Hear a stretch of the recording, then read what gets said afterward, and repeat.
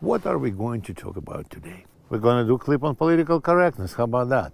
Quite a few people told me that my use of word fisherman is not politically correct because it excludes women. I could use my English language, poor English language, as an excuse, but I won't. I believe that in this case, word fisherman was clearly all-inclusive. It's anybody who fishes. I'll admit that technically, maybe it is not inclusive for everybody. It doesn't mean everybody. But all-inclusive spirit is there. So I mess with it. Because, in this case, political correctness demands precision. But in a lot of cases, precision is the greatest enemy. Every time I hear words undocumented immigrants, whatever left of my hair bristles. Of course, illegal immigrants advocates and their groupies have a reason why they want you to think that these immigrants are undocumented immigrants, and we won't go into it right now. We might later, but really, to give them a break, there is such thing as undocumented immigrant. You know? Like, for example, it would be me if I would lose my passport and driver's license. So, you know, I'm pretty hard up on political correctness. But I have an excuse. If you knew where I come from, you would totally understand. I come from the land of Bolshevik commissars, where political correctness runs supreme, where buildings and streets are renamed, statues are removed, where media is trying to indoctrinate you every day about party line and how to keep it, where people with opposing views are marginalized, labeled, and discriminated against. Oh, it's no mystery what's this place called, you know. You probably all guessed it by now. I live in San Francisco, where I am politically incorrect, conservative force of one.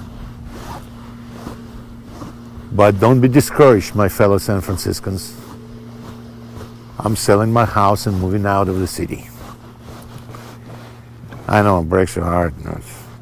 And further, to illustrate why, and for the sake of my personal crusade against political correctness, I will tell you a Russian gay joke. Old Russian man wants to immigrate from Russia. An immigration official asks him, "Mr. Ivanov, why do you want to immigrate? You lived here your whole life.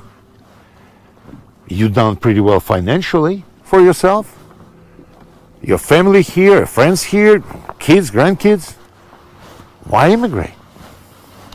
And he says, "I don't agree with country's policy on homosexuality."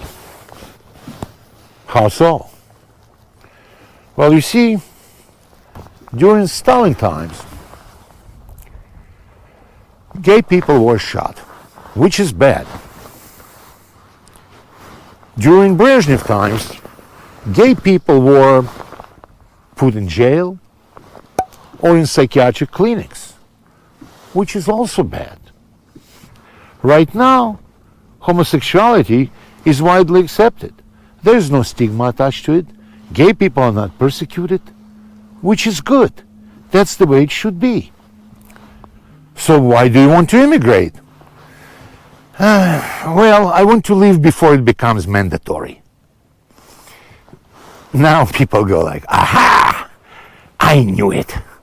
I knew he's xenophobe and homophobe, and I bet you he's misogynist and racist to boot. Well, I can tell you this.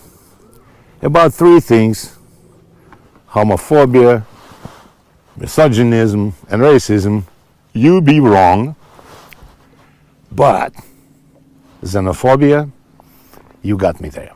You know, you really did. There's something there. But you cannot give me a hard time about it. You can't.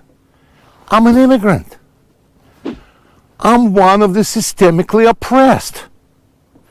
And if you do give me a hard time, you would be politically incorrect, for starters. And don't get me wrong, I'm all for your rehabilitation. But I just don't want you to start with me. And there is another reason why you shouldn't give me a hard time. You might hurt my feelings.